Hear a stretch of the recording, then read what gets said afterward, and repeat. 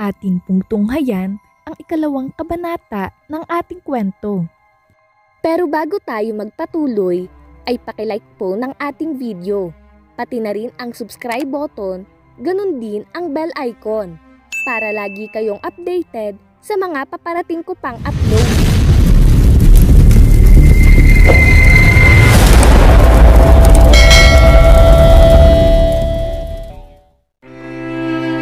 Lihim na humanga si David sa batang babaeng single parent na naging matindi ang pagmamahal sa anak sa kabila ng karahasang dinana sa kamay ng ama ng bata na gumahasa sa kanya. Kung ibang babae siguro ang nasa ganoong sitwasyon, baka iniwan na nito ang bata sa lalaki na sumira ng buhay nito at pumatay sa kanyang ama. Lihim na naidasal ng matanda ang kaligtasan ng mag-ina.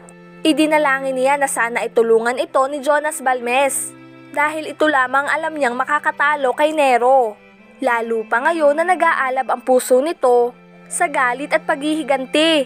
Napakalayo ng biyahe mula Maynila hanggang sa terminal ng bus sa San Pascual. At mula doon, sumakay sina Karen at Allen sa isang may kalumaan ng pick-up hanggang sa makarating sila sa Sitio Sanggumay na kinaroroonan ni Jonas Balmes. Nagtanong si Karen sa nakasalubong na katutubo at itinuro nito sa kanyang isang karinderya. Naisip naman ni Karen na baka bukod sa pagsasaka ay nagtayo na rin ito ng isang kainan, ang dating alagad ng batas. Pero isa na namang katutubo ang dinatnan niya sa karinderya na nakakakilala sa hinahanap. Matapos niyang sabihin na ipinadala siya ni David Seville, ay agad siyang isinama ng katutubo sa mismong tinitirhan ni Jonas. Sumakay sila ng tricycle. Malayo pa ang nilakbay ng tricycle at madalang ang mga kubong na dadaanan nila. Pataas naman sa bundok ang dinaanan nila, nahitik sa mga sunflowers na parang nakaharap sa araw. Napakaraming nagagandahang ligaw na bulaklak. Napakaliblib pala ng kinaroroonan ni Jonas Balmes sa loob-loob ni Karen. Nagtatago rin kaya ito kay Christian? Pumara ang tricycle sa gate ng isang malawak na bakuran na napapaligiran ng pine trees at mga sunflower. Natanaw naman ni Karen ang isang log cabin. Bumaba sila ng tricycle at sumunod sa katutubo. Pinaupo sila ng lalaki. Sandali lamang at tatawagin ko si Jonas. Ako nga pala si Sandro, kaibigan niya at kasosyo doon sa pinuntahan ninyong karinderya. Ngumiti na lamang si Karen. Pumasok naman si Sandro sa loob ng cabin at nagtagal ito doon. Kinabahan tuloy si Karen. Baka ayaw silang kausapin ni Jonas. Napakalayo ng nilakbay nila para makarating lamang doon. At nang bumalik si Sandro, may dala itong tray na may 2 baso ng pineapple juice at 2 slices ng cassava cake. Kumain muna kayo at lalabas na si Jonas. May ginagawa lamang siya sa bakuran sa likod. Babalik na ako sa karinderya dahil inihabilin ko lamang ito sa isang kaibigan. Baka dumami ng kakain. Parang gustong pigilan ni Karen ang kausap dahil bigla siyang kinabahan na makaharap si Jonas. At baka kapag nalaman ang kaugnayan nila kay Christian Morato, ay ipagtabuyan silang parang mga hayop. Salamat po Manong Sandro, nasabi na lamang niya. Tinanaw niya ang katutubo na muling sumakay ng tricycle na sinakyan din nila kanina. Heto, merienda tayo Allen, sabi niya sa anak. At agad namang sumunod ang bata na halatang gutom at uhaw na. Parang hindi marunong magreklamo si Allen sa hirap na dinaranas nila sa katatakbo na tila nauunawaan ng murang isip nito ang kanilang sitwasyon. Dinadaan na lamang nito sa tulog kapag napapagod na. At dahil dito ay lalong nahabag si Karen sa anak. Kumakain pa sila nang lumabas ang isang matangkad na lalaki. Kayumanggi ang balat at matipuno ang pangangatawan. At tulad nga ng sinabi ni David, tila hindi nga ito marunong umiti dahil napaka-formal ang tingin nito sa kanilang dalawa. Tumigil ng pagkain ng babae at tumayo. Magandang tanghali po Mr. Balmes. Anong kailangan mo at paano mo ako natuntun dito? Ipinadala po ako dito ni Mr. David Seville na dati po ninyong kasamahan sa police force at matalik niyo daw pong kaibigan. Inilabas ng babae ang note ni David at iniabot ito sa kaharap. Binasa naman ni Jonas ang note at huminga ng malalim. Pinagmasdan ng batang lalaki na patuloy na kumakain ng cassava cake. At medyo lumambot ang mukha nito. Ako po si Karen Sipilio. At ito po ang anak ko si Allen. Allen, say hello to Mr. Balmes. Tumingala naman ang bata kay Jonas.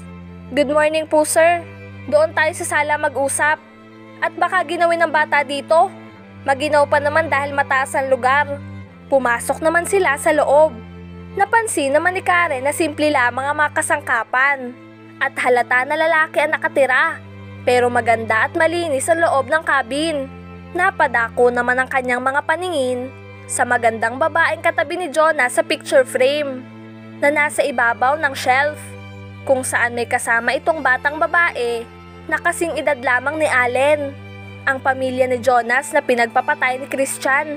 Biglang nanlamig ang buong katawan ni Karen at napahalukip-kip ito. Magsuot ka ng sweater kung nilalamig ka, mungkahin naman ni Jonas. Umiling ang babae. Hindi naman po ako giniginaw. Tama lang ang climate. Nanibago lang siguro ako. Nang nakaupo na sila, matapos maglabas ng isang boteng beer sa ref si Jonas, ay nagsimula na itong magtanong, ano ba ang maipaglilingkod ko sa inyo? At kahit napakalayo, ipinuntahan ninyo ako. Sa palagay ko'y may mahigpit kayong pangangailangan sa akin. Parang nanunuyong bigla ang lalamunan ni Karen at hindi ito makapagsalita. Mayroon nga po. Sabi po kasi ni Mr. Seville, kayo lang po makakatulong sa amin. Ako lamang daw. Masyado namang bilib sa akin ang kaibigan kong iyon. Bahagyang napangiti ang lalaki na tumawag ng pansin ni Karen. Guwapo pala ito kapag hindi nakakunot ang noo. Mayroon po kasing tumutugi sa amin at gusto niyang kunin ang sapilitan ng anak ko. Wala kaming ginawang mag-ina kundi ang tumakbo at magtago. Magbabayad ako ng kahit magkano. Maligpit niyo lamang ang taong yun at nang matahimik na kami ng aking anak. Gusto mong iligpit ko ang tumutugi sa inyo? Sa mas madaling salita, gusto mong patayin ko siya? Natawa naman si Jonas. Mrs. Sipilio, hindi po ako hired killer. At tila yata nagkamali kayo ng nilapitan. Hindi kayo ipapadala dito ni David kung iyan ang ipapagawa mo sa akin. Hindi nakapagsalita si Karen. Tila mali ang mga katagang binitawan niya. Kapag nalaman mo kung sino ang gustong umagaw kay Allen, tutulungan mo kami. Natigilan naman si Jonas. At tila kinutuban na ito. Sino bang tinatakasan ninyo? At bakit gusto niyang agawin ang anak mo? Binasa naman ni Karen ang mga labi bago sumagot. Si Christian Morato, kilala sa bansag na Nero. Bigla namang napatayo si Jonas. Anong masamang biro ito, ha? Tumaas ang tinig ni Jonas na halatang ikinagulat ng bata. Halatang natakot ito. Hinaplos naman ni Karen ang buhok ng anak para ito'y pakalmahin.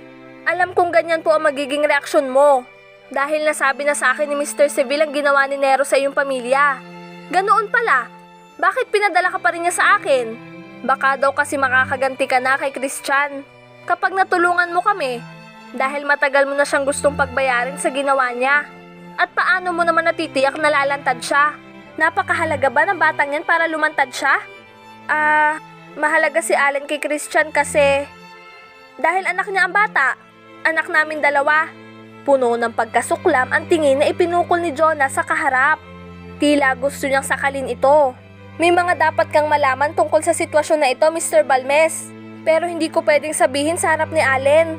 Baka pwedeng may tumingin muna sa kanya para makapag-usap tayo. Kahit na nanggigigil sa galit at pagkamuhi sa kaharap na babae, na naig ang kuryosidad sa pagkatao ni Jonas. Tinawag niya ang isang katutubong babae na may ginagawa sa kusina. Shaning, laruin mo nga muna si Allen sa hardin, ha? Mamitas kayo ng bayabas sa likod. Mag-uusap lang kami ng mama niya. Agad namang sumunod ang katulong at inakay nito si Allen palabas ng bahay. Hinarap muli ng lalaki si Karen. Ngayon, sabihin mo sa akin ang lahat kung ano ang nangyari at kung paano kayo nagkaroon ng anak ng hayop na Nero na yon. Isinalaysay naman ni Karen sa kausap ang lahat ng detalye. Tulad ng kung paano niya isinalaysay kay David Seville. Walang labis, walang kulang. Nakinig mabuti si Jonas na parang isang paring nakikinig sa isang makasalanang nangungumpisal. Matagal siyang hindi kumibo at madilim ang mukhang nag-iisip. Samantala naman, abot-abot ang kaba ng dibdib ni Karen. Alam niyang galit ang kausap. Nakita ni Karen ang iba't ibang emosyon na naglalaro sa mukha ng lalaki. Naroon ang galit at paghihimagsik. Nakaramdam siya ng guilt dahil hindi niya naisip ang magiging damdamin ni Jonas kapag muling nanariwa sa isipan nito ang nangyari sa kanyang pamilya.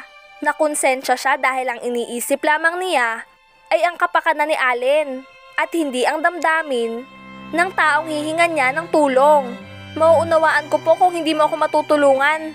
Pasensya na at naging dahilan pa kami para manariwa ang mapait na kahapon na gusto mo nang kalimutan. Huwag mo na kaming tulungan pero ipapakiusap ko sanang payagan mo kaming makahanap ng mauupahang tirahan dito. Mahihirapan si Nero na makita pa kami dito.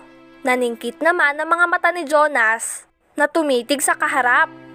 Huli na nang maisip mo may nasaling kang malalim na sugat sa akin. Mrs. Morato, huwag mo akong tawagin ganyan dahil hindi ako kasal kay Nero.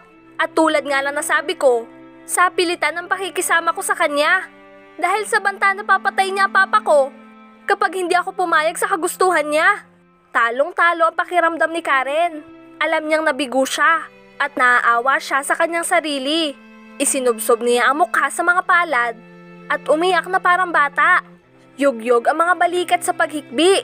May kamay naman na tumakip sa kanyang balikat. Huwag ka nang umiyak.